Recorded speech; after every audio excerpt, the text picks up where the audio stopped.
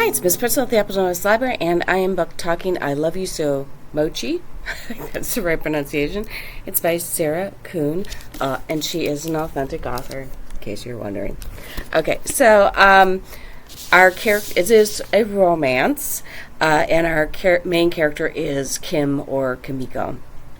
She is American. Her mother is a Japanese American, like came from Japan when she went to college. Her father is a fourth generation Japanese American. So Kimiko there's kind of this expectation, and she has thought that she was going to go to art school and become an artist like her mother, but she's kind of fallen away from that. It's her senior year. Her mother's just found out that she dropped a painting course that she was taking.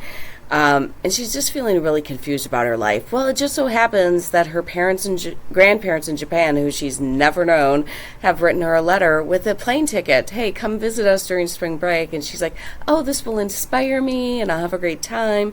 And she does, but she also meets Akira. So she meets him in one of the markets, and he kind of is like, well, I'll help you on this discovery. And so they do a lot of sightseeing together. So Mochi, if you're not aware, I was not aware, is like a Japanese dessert, I guess you would call it.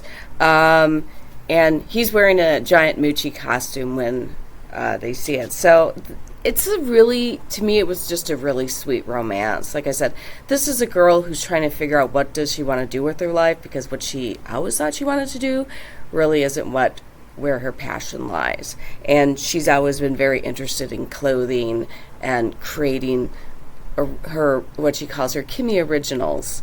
And she gets to know, like, there's not a good relationship between her mother and her mother's parents, so she's never really known these grandparents.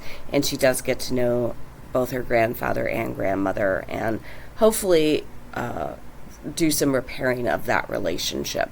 But like I said, this is just a sweet romance. I really enjoyed learning about different tourist places or sightseeing places in Japan and learning the culture. Kimmy, even though her mother was from Japan directly, does not speak Japanese.